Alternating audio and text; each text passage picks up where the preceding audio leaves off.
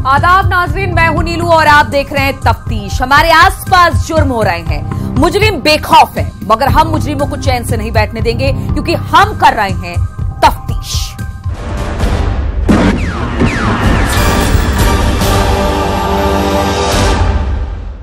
जब पुलिस ही थाने में जुर्म का शिकार हो जाए तो आम लोगों की जिंदगी तो राम भरोसे ही कहलाएगी। ये तफ्तीश एक ऐसे जुर्म की है जहां बेखौफ मुजरिमों ने थाने में ही पुलिस वालों की हजामत बना दी। पुलिस जिन्हें तफ्तीश के लिए लाई थी, उन्होंने एक ही झटके में पुलिस के खिलाफ फैसला सुना दिया। थाने में कोहराम लाइव, थाने में दहशत लाइव।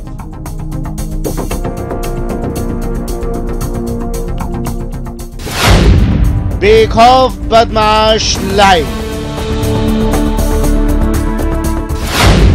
दहशत भरे वो 8 सेकेंड।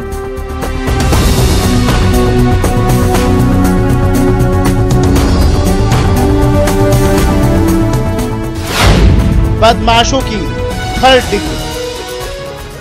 कहते हैं थाने में अच्छे बदमाशों की सिट्टी पिट्टी गुम हो जाती है। पुलिसिया डंडे के आगे खतरनाक से खतरनाक बदमाश सरेंडर कर देता है। कहते हैं पुलिसिया 3rd डिग्री के आगे मुर्दा भी बोल पड़ता है। लेकिन अब हम आपको जो दिखाने जा रहे हैं वो तस्वीर देख आप भी सोच में पड़ जाएंगे कि आखिर यहाँ हो क्या रहा है। हम आपको पहले एक तस्वीर दिखाते हैं, या कहें तस्वीर का एक रुख। तीसरी आंख में कैद ये वो तस्वीर है जहां आप साफ देख सकते हैं 2 पुलिसकर्मी काम कर रहे हैं। एक पुलिस वाला फोन पर किसी से इत्तला ले रहा है तो दूसरा पुलिस वाला जो रजिस्टर में कुछ देख रहा है। अब इसके बाद हम इस तस्वीर को जो तीसरी आंख में कैद हुई है उसे रोक देते हैं। दूसरी तस्वीर, 2 बदमाश। अब दूसरी तस्वीर में आपको 2 मुलजिम नजर आ रहे हैं जिनकी आंख में ना तो दहशत है ना ही इन्हें किसी पुलिस वाले से डर लगता है। हम ऐसा क्यों कह रहे हैं यह आप थोड़ी देर में जान जाएंगे। अब जरा इस आरोपी को देखिए जो यकीनन हथकड़ी में जकड़ा है, लेकिन इसे किसी से डर नहीं लगता। थाने में यह आरोपी ऐसे बैठा है जैसे कुछ हुआ ही नहीं है। अब हम आपको एक और तस्वीर दिखाते हैं। तीसरी तस्वीर, खाकी पर हमला। इस अस्पताल में एक जख्मी शख्स लेटा हुआ है। ये वही पुलिस वाला है जो थाने में बैठा हुआ था। तो आखिर उन 8 सेकंड में ऐसा क्या हुआ कि इस पुलिस वाले को अस्पताल में भर्ती होना पड़ा, जिसके चेहरे पर अब तक दहशत साफ देखी जा सकती है। आप भी सोच रहे होंगे आखिर खाकी पर किसने हमला कर दिया, क्यों खौफ के साए में खाकी है, क्यों इस पुलिस वाले के चेहरे पर दहशत है, जिसकी गर्दन पर हमला किया गया है। तो आप खुद सुनिए दहशत की कहानी खुद पुलिस वाले की ज़बानी। बाहर बैठे थे, पीछे से दे रहे। आप दोनों लोग बाहर बैठे थे? ये पुलिस वाला खुद बता रहा है कैसे उस पर हमला किया। जो बता रहा है वो 3 लोग थे। उसके बाद दर्द इतना है कि इस पुलिस वाले की जबान लड़खड़ाने लगती है। वो कैमरे के सामने कुछ नहीं बोल पाता। अब हम आपको फिर से वही सीसीटीवी की तस्वीरें दिखाते हैं, क्योंकि ये पुलिस वाला जो जख्मी है उस दहशत की कहानी बयां कर रही है तीसरी आंख यानी सीसीटीवी।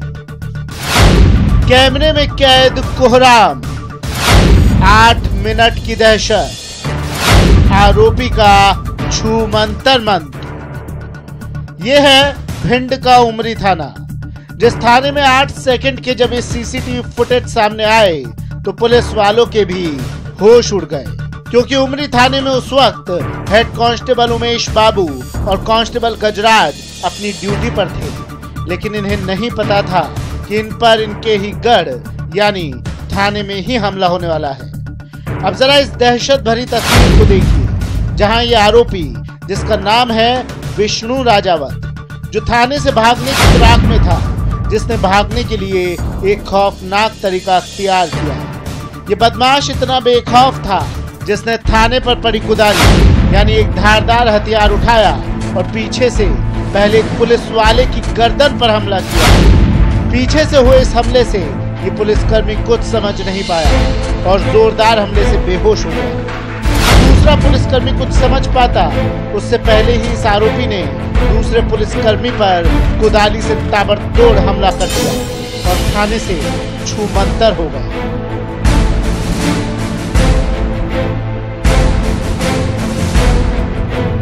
कल उमरी थाने में एक दो आरोपी को दारू पी के कुछ उद्यम वगैरह ऐसी तरह से सूचना मिला थे। उसमें थाना प्रभारी ने जाके 2 लोग पकड़ के थाने लेके आए थे। उसको 151 किया। थाने में पुलिस वाले पर हमले की गवाही दे रही ये वो तस्वीर है जो ये बताने के लिए काफी है कि एमपी में बदमाश कितने बेखौफ हैं। इस हमले के बाद हेड कांस्टेबल उमेश को गंभीर हालत में दिल्ली रेफर किया गया है, जबकि कांस्टेबल गजराज अस्पताल में भर्ती है। अब जरा इस आरोपी से भी सुन लीजिए हमले की कहानी, जो कह रहा है मैं बेकसूर था, मुझे क्यों पकड़ा। मैंने कुछ गुनाह नहीं किया था, मैं यहाँ आया, मुझे बैठा लिया तो मैं भागना ही चाहूंगा ना। 2-3 बार बोला नहीं जाने दिया तो मैंने की घेंटी मार के मैं चला जाऊँ। इन आरोपियों को हिरासत में लेकर पूछताछ की जा रही थी। उस वक्त सिर्फ दोनों पुलिस वाले ही थाने में मौजूद थे, जिन्हें इस बात का जरा भी अंदाजा नहीं था वो खुद थाने में सुरक्षित नहीं है। अब सवाल उठता है कि आखिर इस आरोपी के हौसले इतने बुलंद क्यों हैं? तो सूत्रों की माने तो ये आरोपी रेत माफिया से जुड़ा हुआ है।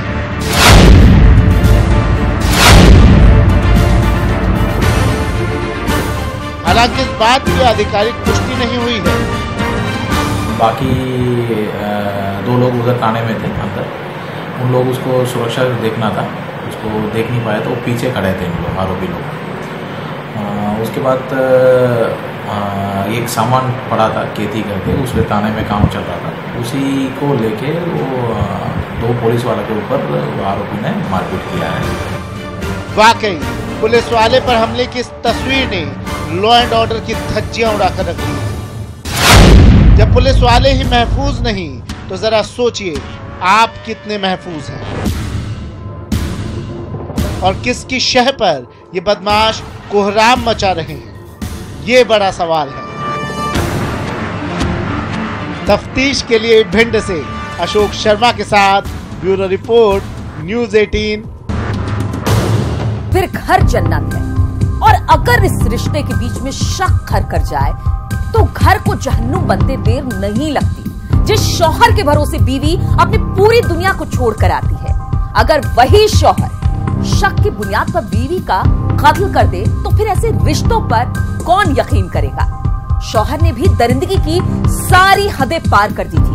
वो खुद पुलिस को फोन करता रहा और झूठी कहानी गढ़ता रहा, लेकिन अब वो कातिल शौहर खाकी की गिरफ्त में है। देखिए रिश्तों के खून की एक और तफ्तीश। वो मेरी मौत का जिम्मेदार है।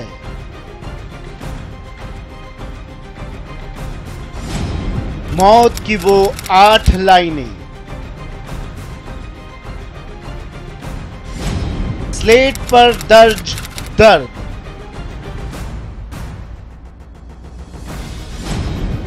एक तीर से 2 निशाने। सुसाइड नोट में भी उसका नाम का उल्लेख किया था और ये चाहा था कि उसको फंसा दे। स्लेट पर मौत का फरमान, स्लेट पर सुसाइड नोट।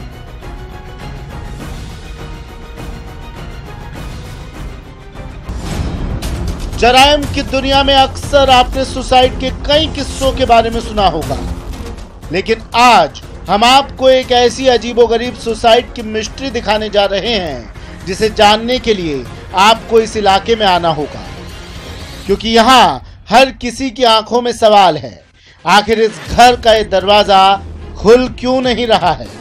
सबके जहन में एक ही सवाल कौन रहा है, आखिर इस घर में कौन सा राज दफन है? यकीनन इस राज के खुलासे के लिए पुलिस वाले भी क्राइम ऑफ सीन पर पहुंचे। फिर घर में जैसे ही पुलिस वाले दाखिल हुए, वो अंदर का खौफनाक नजारा देखकर हैरत में पड़ गए। कमरे के अंदर एक महिला की लाश पड़ी हुई है, लेकिन इस लाश के पास एक सुसाइड नोट भी पड़ा हुआ है। आप सोच रहे होंगे आखिर वो कागज के पन्ने कहां हैं, जिस पर मरने से पहले इस महिला ने अपनी मौत का राज लिखा था, अपना दर्द बयां किया था। तो यही है मौत का वो बेहद अजीबोगरीब तरीका, जहां मरने से पहले इस महिला ने एक सुसाइड नोट लिखा। सुसाइड नोट किसी कागज पर दर्ज नहीं है, बल्कि ये सुसाइड नोट लिखा गया है एक स्लेट पर, जिस पर चौक से लिखा गया है कौन इस महिला की मौत का जिम्मेदार है। आप खुद देखिए और सुनिए।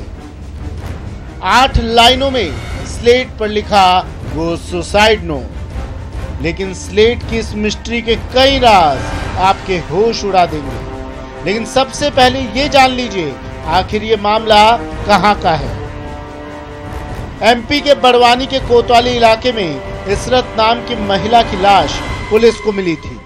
इशरत के पति शाहिद ने सुसाइड की जो कहानी पुलिस को बताई, जरा पहले शौहर की जबानी बीवी की मौत की कहानी सुन लीजिए। मैं उठा जब फांसी लगी हुई मैंने करीबन 5:45 बजे। बच्चे कितने हैं? बच्चे 2 हैं सर। अभी तो कुछ नहीं, अभी तो हम अच्छे रह रहे हैं, फर्स्ट क्लास रह रहे हैं। तो उस पर हुसैन का नाम लिखा हुआ है।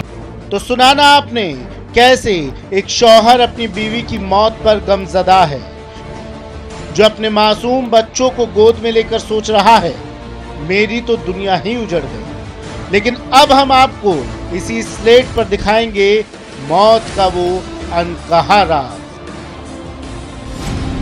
मेरा कत्ल किया गया है, स्लेट पर गुनाह की इबारत। स्लेट ने खोला कातिल का राज। तो वहाँ की घटना स्थल को बारीकी से देखने पर, मुआयना करने पर ऐसा लग रहा था कि ये क्लियर सुसाइड का मामला नहीं है, इसमें कहीं ना कहीं कुछ गड़बड़ है। महिला चित लेटी अवस्था में मिली थी और उसके पति ने बताया था कि इसने दुपट्टे से अपने आप को फांसी लगा ली, पलंग की पट्टी से बांध करके, तो वो चीज़ थोड़ी सी ठीक नहीं लगी। उसके अलावा वहाँ पे जो सुसाइड नोट एक स्लेट पर लिखा हुआ था, वो भी बहुत साफ़ सुथरी उसमें लिखा हुआ था, तो कुछ ठीक नहीं लग रहा था। पुलिस भी सुसाइड की इस अजीबोगरीब वारदात से सन्न थी, क्योंकि जिस तरह से महिला ने सुसाइड किया था वो बात पुलिस को रास नहीं आ रही थी, और स्लेट पर लिखे सुसाइड नोट की लिखावट और जिस तरीके से उस पर मौत का फरमान लिखा गया था वो भी शक पैदा कर रहा था। इसी बीच पुलिस को इसी कमरे में इशरत की टूटी चूड़ियां मिली, लिहाजा पुलिस का शक और गहरा गया। जी हाँ, मकतूल इशरत ने सुसाइड नहीं किया था, बल्कि उसका कत्ल हुआ था, जिसकी गवाही दे रहा था क्राइम सीन, जहां इशरत की मौत से पहले उसकी टूटी हुई चूड़ियां गवाही दे रही थी। कातिल से हुए उसके संघर्ष की और जिस तरीके से इशरत का शौहर शाहिद अपनी बीवी के सुसाइड की कहानी बता रहा था, वो भी पुलिस के गले नहीं उतर रही थी। फिर पोस्टमार्टम रिपोर्ट और मासूम चश्मदीदों ने दी कत्ल की गवाही। पापा ने मम्मी को मार डाला। तो उसके घर में संघर्ष के निशान भी थे, चूड़ियाँ उड़ियाँ भी टूटी हुई थी। तो कुल मिलाकर के शुरुआती मामला संदिग्ध था।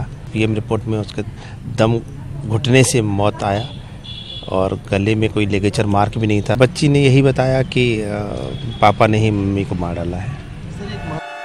जी हाँ, इशरत के प्यारे बच्चे जो सहमे हुए बैठे हैं, उन्होंने खोला अपने पिता के गुनाह का वो राज। जिस कातिल ने पहले अपनी पत्नी को मौत के घाट उतारा और उसके बाद उसने स्लेट पर एक सुसाइड नोट लिखा, जिससे वो एक तीर से 2 निशाने लगा सके। लेकिन इसके वारदात के तरीके ने ही इसके चेहरे पर चढ़े शराफत के नकाब को नोच दिया। ने हाथ से ही स्लेट पर लिख दिया था। अब सवाल उठता है कि स्लेट पर इस कातिल शौहर शाहिद ने जिस शख्स को फंसाने की कोशिश की थी वो कौन है। तो इसे एक शौहर की सनक कहिए या फिर उसका शक, जो अपनी बीवी के चरित्र पर शक करता था और जिस पर उसे शक था उसने उसी शख्स को अपनी बीवी की मौत में फंसाने के लिए स्लेट पर रचा मौत का चक्रव्यूह। लेकिन कातिल अपनी ही चाल में खुद फंस गया। सुसाइड नोट में भी उसका नाम का उल्लेख किया था और ये चाहा था कि उसको फंसा दे। शक में अंधे हो चुके शौहर ने एक साथ कई जिंदगियों को तबाह कर दिया। इन मासूमों को मां के प्यार से महरूम कर दिया। ये शैतान शौहर तो सलाखों के पीछे चला गया, लेकिन अपने मासूम बच्चों को इसने दी सिसकियों की सलाखें। तफ्तीश के लिए बड़वानी से पंकज शुक्ला के साथ ब्यूरो रिपोर्ट, न्यूज़ 18। तो आज के लिए बस इतना ही, मगर हमारी तफ्तीश जारी है। अगले हफ्ते फिर हाजिर होंगे, क्योंकि ना जुर्म रुके हैं और ना ही रुकेगी हमारी तफ्तीश। जय हिंद।